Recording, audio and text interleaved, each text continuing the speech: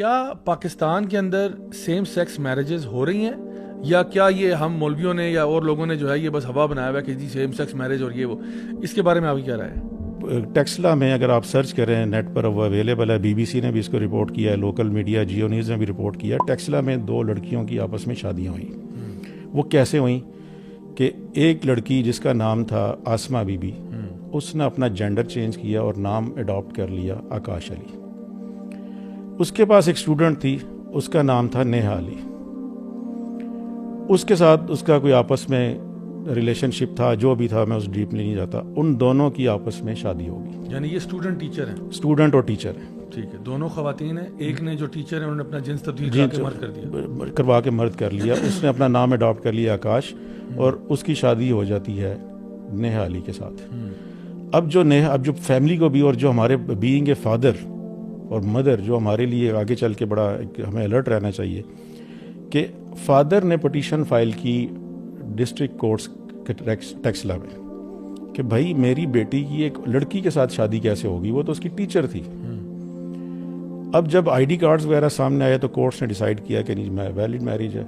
کیونکہ میل اور female male اور فیمیل کا ظاہر ہے، جو نکاح خان ہے اس نے بھی تو دیکھا ہوگا ایک میل ہے ایک فیمیل ہے، اس نے میڈیکلی ایگزامن تو نہیں کیا ہوگا، ٹھیک ہے۔ اب اس نے تو نکاح پڑھانا تھا، وہ پڑھا دیا، اب ڈاکومنٹ ایک بن گیا۔ اور نکاح نامے کا اور آئی ڈی کارڈ کا کہا جاتا ہے لا میں یہ ہے پریزمپشن آف ٹروتھ اس کو حاصل ہے کہ یہ جو ڈاکومنٹ آپ یہ پیش کر رہے ہیں اس کو آپ ریبٹ نہیں کر سکتے، یہ بالکل ٹرو ہے۔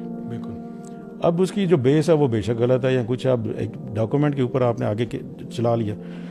اب ہوا یہ ہے کہ جو فادر تھا وہ مجھے لگتا ہے الحمدللہ اس میں کوئی غیرت تھی، اس نے اس کورٹ کو بجائے اس کے وہ اس کو معاملے کو چھپاتا، وہ high court Lahore high court Rawalpindi bench میں آ گئے، اور ان کا غالباً ریٹ پٹیشن نمبر ہے 1421/2020۔ جی، یہ ہے Akash Syed Amjad Hussain Shah versus Akash Ali and 4 others. جی سید امجد حسین ورسز علی آکاش، جی اینڈ 4 ادرس ہے غالباً۔ جی، اب جب یہ ہائی کورٹ میں سامنے معاملہ آتا ہے تو ہائی کورٹ نے جسٹس عبدالعزیز چودھری صاحب نے انیشیلی اس کی جو ہیئرنگ کی، اور انہوں نے کافی اس پر ناراضگی کا اظہار کرتے ہوئے کہا کہ یہ کیسے ممکن ہو گیا، اور انہوں نے فوری طور پر جو دلہا تھا، جو اس میں لڑکی دلہا یعنی آکاش علی، اس کے میڈیکل کا آرڈر کر دیا۔ اب اس کے بعد بہت ساری ہیئرنگز ہوتی رہیں، وہ جو آکاش علی تھا وہ مفرور ہو گیا، اس نے میڈیکل نہیں کروایا، ٹھیک ہو گیا۔ اب چاہیے تو یہ تھا کہ اس بنیاد کے اوپر ود ڈیو رسپیکٹ کہ عدالتیں سیم سیکس میرج کے حوالے سے یا جو بھی فائنڈنگز آتی اس کے اوپر کوئی ایسا پریسیڈنٹ سیٹ کر دیتی کہ اس کو یہ بالکل بین ہو جاتا۔ ایک ہماری سوسائٹی میں اس کا کانسیپٹ ہی غلط ہے، اور انفورسمنٹ آف شریعہ ایکٹ کے بھی قوانین موجود تھے، کانسٹیٹیوشن بھی اس چیز کو کرتا ہے کہ جی سپریم لا جو قرآن و سنت ہے، اس کی انٹرپریٹیشن پراپرلی نہیں ہو سکی، بلکہ ہوا کیا کہ جو آکاش علی تھا، جو خاتون تھی، جو مرد بنا ہوا تھا،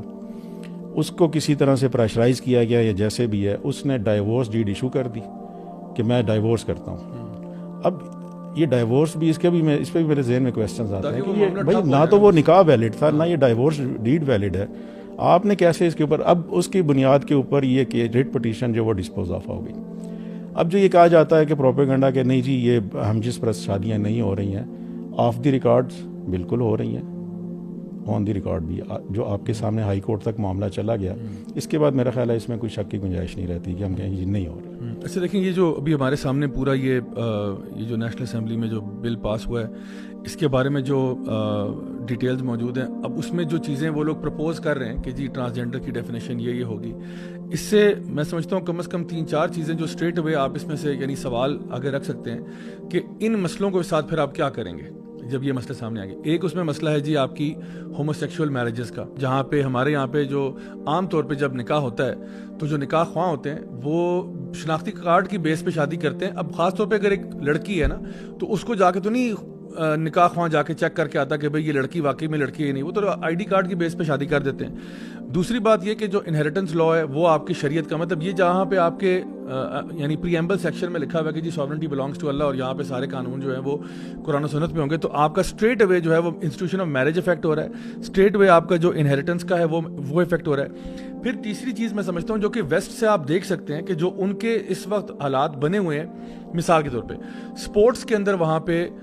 خواتین کی سپورٹس میں مرد حصہ لے رہے ہیں, مرد وہاں پہ آ کے جو ہے نا وہ ان کی سپورٹس میں خواتین کو ایلیمینیٹ کر رہے ہیں, لٹرلی وہاں سے عورت کو ختم کیا جا رہا ہے. ایک طرف ہماری فیمنسٹ سوسائٹی میں کہتے ہیں کسی حقوق نسواں کی بات ہو, ادھر سے وہاں پہ مرد جو ہے وہ عورتیں بن کے آپ کے ان میں ٹیمز میں گھستا چلے جائیں اور اس پہ آپ خاموش بیٹھے. تو وہ کہتے ہیں کہ جی ٹرانس ویمن اور ویمن, یعنی ایک مرد جو ہے جو اپنے آپ کو عورت کہہ رہا ہے اس کو بھی بالکل عورت مانا جائے. ٹھیک ہے, تو پہلی بات یہ کہ آپ کے اسپورٹس فیسلٹی کا تو وہ سب کچھ گیا. پھر وہاں پہ ایک بڑی ڈیبیٹ چل رہی ہے اس وقت کہ باتھ رومز کے اندر وہاں پہ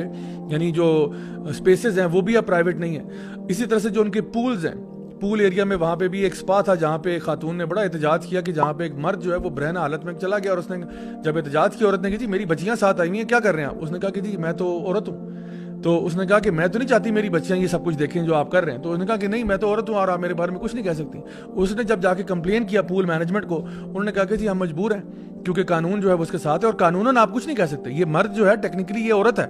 تو یہ اپنے آپ کو جو مرضی, کیونکہ نفسیاتی طور پہ اپنے آپ کو سمجھتا ہے تو ایسا ہی ہے. پھر آپ دیکھیں کہ وہاں پہ ابھی CNBC میں ایک رپورٹ آئی کہ امریکہ کی ایک پرزن میں ایک ٹرانس وومن نے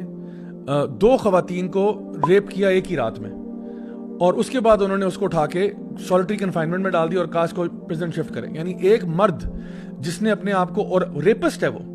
ایک مرد جو کہ ریپسٹ ہے, اس نے اپنے آپ کو آئیڈینٹیفائی کیا میں عورت ہوں, مجھے بھیج دیا جائے ویمن پریزن میں مردوں کے پریزن میں جا ہی نہیں سکتا. اس کو موو کیا ویمن پریزن میں, وہاں جا کے اس نے 2 عورتیں اور ریپ کی. مجھے بتائیں اس کا گناہ کس کے سر جائے گا؟ جو ایک ریپسٹ کو آپ نے عورتوں کے